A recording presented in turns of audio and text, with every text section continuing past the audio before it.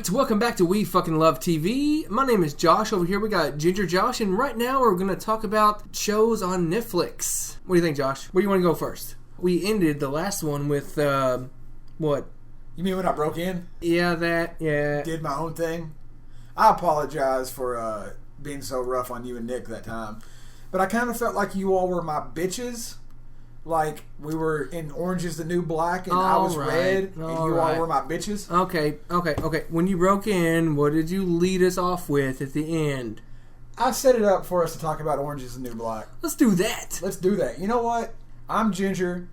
There's a woman on the show named Red. I think we're a match made in heaven. One is Russian and one is American. I am American. Fuck yeah. So, Orange is the New Black. Is she even Russian? Yeah. Okay. But Orange is the New Black right now, as far as social media goes, it's like the fucking thing to do, the thing to watch. If you don't like Orange is the New Black right now, you're a fucking hipster. And it's like the most hyped up word of mouth thing ever. It is, really. I mean, you know, we're coming off the tail end of Dexter and Breaking Bad and Prison Break for me. And Psych for me, and shows like Justified and all this stuff coming to an end. Justified ends next year, you guys. But the show that gets all the hype that all those shows deserve is Orange is the New Black. And me personally, I'm not a huge fan of it, but I think that's part of the reason why. I think it's like, you know, if somebody gives me a shit sandwich and I take a bite, it's going to taste like a shit sandwich. Until season 3, like Weeds, was the same creator of Orange is the New Black. Nice. But somebody hands me a shit sandwich and they tell me it's a shit sandwich, it's going to taste like a shit sandwich. But if somebody hands me an amazing roast beef sandwich and they tell me it's the best thing I'm ever going to taste in my entire life, and I take a bite, it's going to taste like a shit sandwich. To me, that's Orange is the New Black. If you're honest about how good it is, I'm probably going to enjoy it. But if you tell me that, like, dude, you haven't seen nothing till you've watched this, it's a shit show. It's full of great characters. It's full of great actresses. To me, the woman who plays Crazy Eyes, who I've dubbed Femzelle Washington. Suzanne, right? Yes, is terrific. I believe Poussey is terrific. Tasty is really good. I think everybody outside of the main two, Laura Prepon and Taylor Schilling, who plays Piper. Yeah, I think outside of those two, you've got an amazing cast. My problem with the show isn't the characters. It's the main two people. And they're stupid. Their storyline ruins everything. Keep going. And then you'll have like two great actresses with great characters, and then their interaction is like, why can't the writing support the characters you've created? The only person on the show, the only character I feel the character's great, the acting's great, and the writing around her is great is fucking Crazy Eyes. You could do a spin-off about Crazy Eyes, and I think that's the only character on the show that you could. I think you're fucking totally right, dude. Yeah. And the whole background, oh man, that'd be awesome. Can I say the worst thing that I've seen on the 2 seasons of the show? Sure. V's tits. Yeah. Those things are nasty. Yeah, but you know what? But it's a real fucking... Yeah. It's supposed to be... Yeah. Okay, yeah. But then you've got still Piper's... You've got Piper's tits, which you expected to be great, and then you finally get to see them and they're okay. Okay, what about So-So's tits? So-So, if she didn't talk, she'd be hot. Nice! Yes. But Poussey so far, of the women that have shown themselves, has had the best body, I think. But did she show her tits? Yeah. In the lesbian scene in Germany with the German general's daughter, who had great tits, by the way. But, you know, there's tits and there's boobs. Tits are great. But boobs are Kev on the show Derek, which is also a Netflix original. Okay, can we talk about the show now instead of tits? About Derek? Yeah, let's talk about Derek. 2 seasons. All right, you guys, we're going back into Derek now. We're going another Netflix show. Exactly. Comedy by Ricky Gervais, written and directed, which you guys may know from The Office UK, The Office US, of course. Yes. And a new character. Josh, explain it. He plays a character that they haven't told you yet why he is how he is. They've hinted around that he's autistic, but they haven't said it. They've hinted around that he's mentally handicapped, but they haven't said it. He's slow. We'll say that. He's slow. He's not the brightest guy in the world, but it's a great character. I think a very well-rounded character. But the one thing for people that haven't watched Derek that are thinking about it, and I hate saying this because I hate when somebody tells me this when they're like, hey, check this show out. But season 1's clearly better all around than season 2. But both seasons, you'll watch the first 3 episodes and you'll be like, okay, I'll give it another episode. Both seasons, episode 4 is where it becomes great. Season 2, the first 3 episodes, you can go without watching. But 4 through 6, terrific. Okay, Derek. It's for the layman out there. We watch a shitload of TV. We appreciate a lot of different things. You and I. Yeah. So when we say it's a comedy, it's not like The Big Bang Theory. It's not even like The Office. It's not even like The Office. So what can you say about this show? Josh? What can you say about this show that will help somebody, a casual watcher, go, hey, I want to check that out? Well, I'll tell you this. To me, it's the beginning of a new genre. You've got Nice, dude. Yeah, you've got mockumentaries, right? The Office, Parks and Rec. Yep. You've got comedy and drama, all in one show. What's your favorite word for that? Dramedy. To me, they've created a genre called the dramuminity. You've got drama, mockumentary, comedy. So dramuminity. Hashtag dramuminity, you guys. To me, that's not the only way to describe it, but you've got the mockumentary style, which has become very popular. And then the comedy, which, with it being a British comedy... Very subtle. Very subtle. Great, but very subtle. Yep. And I'll tell you this, and I don't do this very often, and I definitely don't talk about it very often, but I have hit forums and message boards about the show. Really? And I have noticed where people are from by what they think about the show. British people are upset. First of all, they think that Ricky Gervais is inaccurately depicting an autistic person. But like I said earlier, he's never been described as autistic. Right, of course. And Ricky Gervais is smart. If he wanted somebody to play an autistic person, he wouldn't cast himself. Right. And then British people also feel like they are forcing you to feel bad watching the show. My spin on that is the people that don't like the show, the people that don't really get it, are going to be the people that watch it and they feel bad because they're not as good of a person as Derek. But that's what he's going for. We don't know a Derek. Nobody in my life is Derek. Like you said before in a text that you've sent me before, that's what you're supposed to feel like. Yeah, you are supposed, in my opinion, you're supposed to watch Derek, and as you're watching it, you are supposed to sit there and go, 2 thoughts back to back. You're supposed to go, holy shit, Derek's a great person. And then you're supposed to go, holy shit, I'm a piece of shit. What about the third one? Holy shit, I'm not as good as this guy? Yeah, that's what I mean. That's why you feel like the piece of shit. Okay. Because, we all know a Kev. But where's the comedy come from, though? The comedy comes from the interaction between the 4 main characters in season 1. Dougie, Derek... Pilkington. Right? Yes, Carl Pilkington. Nicely done. But you've got Derek, Dougie, Kev... Mainly those 3. There's where your comedy comes from, them together. Yeah. Hannah, I don't want to look it up and research it. I want this to be raw. I do not know the woman that plays Hannah. But she is a phenomenal actress. I'm not too sure she's acting because she's so good. Exactly. It feels like they went into a nursing home. They went into Broad Hill. Let's say it's a real place. They go into Broad Hill and they're like, okay, we want to use your building to film our show. And we've got Derek, Kev, and Dougie. And we got this woman who we want to be the woman who runs it. And then real life Hannah shows up. And they're like, never mind, we're using you. She's so good at it. She's phenomenal. Because, you could tell, she actually loves her residents. Yes. And her job. And you got this little douchebag of Victoria that comes in. Oh. Very pretty girl. She's awkward. Yeah, awkward, but season 2, right? Yeah, well, that's where she shows up, really. Yes. Or she shows up in season 2. Well, she shows up in season 1, but she comes in as... Oh, that's right, what was it? Community service. And then, season 2, she's like, I'm here full-time. I love what I do. I love being here. And I'll tell you what. There were 2 big characters who were community service people in season 2. Or season 1, I'm sorry. You have the girl you're talking about, Victoria. And then you have you have Victoria, and you have the black guy who's a rapper. Now, when he comes in... Oh, I remember that guy. What happened to him? Well, when he comes in... I'm just like, okay, they done their first bad casting decision. Until his rap at the end, and I'm not a huge fan of rap, I won't lie. Rap died with Tupac and Biggie and Snoop and Dre. And Regulators. Mount up. Hell yeah. But his rap that he wrote for the end, when he gets near the end of it, I'm sitting there on my couch watching Derek, and I'm like, fuck yeah. Like when he's talking about how he didn't think that it would be anything and it wouldn't mean anything to him, and then he's like, but all you old fuckers taught me something. Oh my God, I remember that. Yeah, it's amazing. Because I watched it on Netflix back when season 1 ended, and then I just now caught up with season 2 because it just came out. Yeah. I fucking remember that. That was awesome. I remember while I'm watching season 2, and I know that we're close to a year off from season 3.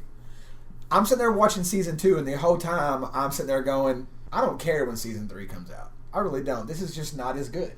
And I was talking about the message boards and forums earlier. Everybody else is saying, dude, as good as season 1 was is how bad season 2 is. Then the last 2 or 3 episodes of season 2, I'm sitting there going, oh my fucking God, give me season 3 now. I don't think season 2 is bad. I think as a whole, season 2 is really good. But episode to episode, the first 3 are just like, they're just there. And, it's like a build-up. And let me say this, though. Do me a favor, Blair. Go back and watch episode 1 of season 2. Okay. Ricky Gervais completely loses the character. He doesn't. Really? Yes, he doesn't do that awkward biting teeth thing that he does. He doesn't do that thing with his teeth. And he doesn't brush his hair as much. And he sounds more like Ricky Gervais than he does as Derek. I think in the off-season, he completely lost his character. I think I'm going to be one of these douchebags that go, oh, yeah, I know. But I kind of think I know what you're talking about. Yeah. I didn't notice it until I've watched at it least more recently 4. than you. Yeah, episode 4 of season 2, he's got the character again. All right. But compared to Ricky Gervais' real life, to that fucking character, yeah. Holy crap. It's like Dustin Hoffman compared to his character from Rain Man. Gary Oldman compared to any character. Yeah, compared to any character that motherfucker's ever played. But I think you're right, though. He should have been ready by episode 1. Yeah. But that kind of a character, wow. Yeah, and what I'm going to say is this, and this is really no knock on Ricky Gervais, because everybody knows there's a difference between an actor and a great actor. I think episode 1 of season 2 is the one hint in the series where you're like, oh, I forgot we're not dealing with a great actor. Oh, yeah. Yeah, we're dealing with an actor with flaws. We're comparing it to that. Al Pacino could make the sequel to Sin of a Woman tomorrow, 25 years after the original, and be Lieutenant Colonel Frank Slade on the dot from the first take. All right, there's a question that... I want to tell you a Derek story for me and ask you a question, but beforehand... And just like I said with House of Cards last time, this is a show available on Netflix. You don't have to wait a week for the new episode. You can watch it at your own pace. Yeah, you can watch it all right now if you like. So, if you haven't... Binge watch it. Yeah, but if you haven't, that's your own fault, right? So, even though we shouldn't do this, go ahead and give them a spoiler alert. No, I mean, we're going to say spoilers in the description on the podcast website, just in case. I mean, we're not totally assholes, so... Okay. You have a sad scene. How do you make it sadder? You put a Coldplay track in the background. How do you make the person watching feel like a bigger piece of shit? You put Coldplay in the background. Right. But we haven't. I don't think we've ever done this about any show we've talked about. My favorite Derek moment in the season 1 finale, when he's at Lizzie's funeral and his dad talks to him and he doesn't want anything to do with his dad. As the Mercedes is pulling out of the funeral home, you have the great "I'm a human being" scene with Kev talking about how he takes shortcuts, he takes the easy way out all the time, but Derek's easy way out is being kind. And how great of a person Derek is. And then you see the fucking taillights of the Mercedes-Benz, the brake lights. Mm-hmm. And the car completely passed up Derek's dad. And Derek gets out of the car and starts walking towards his dad. And before he gets there, he's running in his stubby little penguin run. And... bear hugs the living shit out of his dad, who abandoned him as a baby and hasn't seen him in... Derek's 50. In 50 years. Is he 50? Yeah, remember, because Dougie talks about how Derek's 10 years older than him. Okay. But he doesn't look it. But 50 years. And all it took was one small conversation, and he ain't going to let his old-ass dad just walk off and not have anybody. To me, that is the moment that's not the Derek's a great guy moment or the Derek's a great show moment. That's just the, how can you get to this point of the show and not like it moment? Fuck it. It's great. So, I did all that setup to ask you this question. I want to know, what is your Derek scene? Your Derek moment? Dude, that was one of the fucking best scenes. I'm not even going to go into how he found this dog, how he... Ivor came into Derek's life. I'm not even going to spoil that shit. But that fucking scene at the end where he had to be put down and Derek was, oh my god, dude, I'm done. Something people need to know about Derek, which isn't a spoiler, Derek's favorite thing in the world is animals. And his favorite type of animal is every fucking type of animal. Yes. But his favorite individual animal is Ivor the dog. So, yeah. Yeah. That was such an ugly dog. You know what? It was one of those dogs that's so ugly that it's cute. Yeah. Oh, yeah. Like Fillmore. Oh, wait a minute. Hold the fuck up. So, when I broke into the studio, I talked about House of Cards. You and I have just talked about Orange is the New Black and Derek. Yep. So, you can kind of look at it as part 1 and part 2 and call it the We Fucking Love Netflix TV. But one thing that we forgot to do this week is we forgot to secure a sponsor for the show. So we don't have to, though. Well, no, we don't have to, but I mean, but I don't know about you, but they're not paying us that much. Yeah, but you love your hookers, and how else are you going to get a hooker? Well, I love my Coke. I love my Coke too. So. Yeah, but Russo's Cokes and Whores shut down after Russo died. Yeah. So instead, I want to do something for the show. I want to sponsor this episode. Whoa, you're going to sponsor this episode? Yeah, dude, I'm going to write a check for $500. Holy crap! Which means this next minute is mine. Oh, the next whole minute? The next whole minute is mine. Well, alright then. The next whole minute is yours. The next 60 seconds, we will give it to you. We'll be right back on We Fucking Love TV.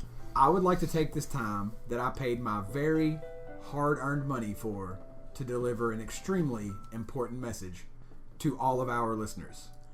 All of you stupid motherfuckers that are still wasting your time with shows like NCIS and reruns of fucking Jag and MacGyver, and especially to you idiotic motherfuckers that somehow feel smarter and better about yourselves because you can quote lines from Big Bang Theory and Doctor Who, to get off of your motherfucking high horses and watch a show that is really worth every single bit of your time. And that show is... Wait, what do you mean my time's up for my PSA? What the fuck? I mean, I paid my hard-earned money for this shit. What the fuck? Don't get... Alright, so welcome back to We Fucking Love TV. Josh, sorry dude, you spent your money, we cut you off, we gave you 60 seconds, you took too long, sorry man. But the fucking signal to wrap it up was like 38 seconds in, it's fucking bull. You know what? Wait a minute. Sorry. Wait, hold on. Get what you pay for. Dude, I just got a text from Nick saying that he wants to call in really quick, and he apologizes that he's currently stuck in an elevator somewhere, but he wants to be a part of the Netflix special. Oh, now he does. So he's going to be calling in just a second. Get drunk, get laid, get drunk, pass out, miss work. Nick, don't say anything yet. Don't say anything yet. We got a few questions for you. You know we're doing the Netflix episode this week. We've been talking about Orange is the New Black. Nick, welcome, dude.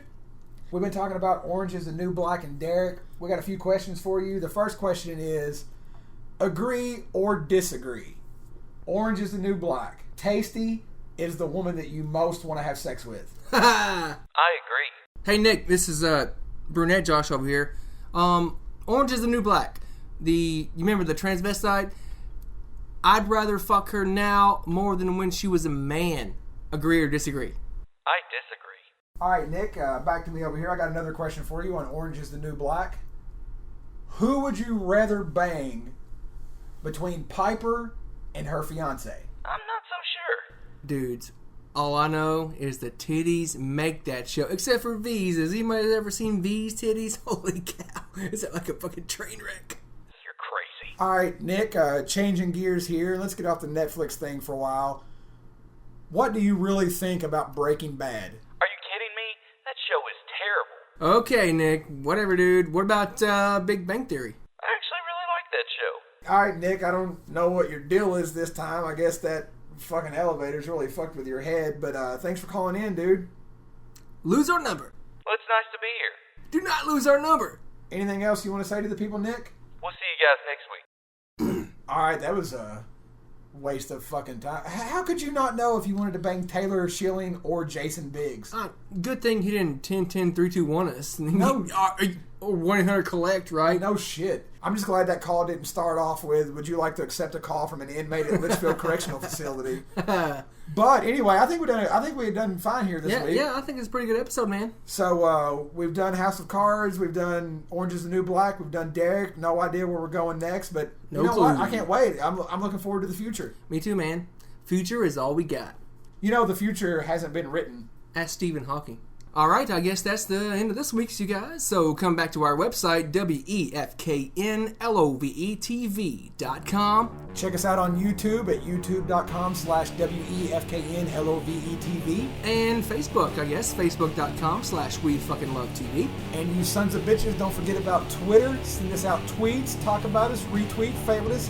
That would be at twitter.com/WEFKNLOVETV. Don't forget the hashtag DrawMumentity. That's right, dude. I think there's only one thing left to say. See you next week, fuckers!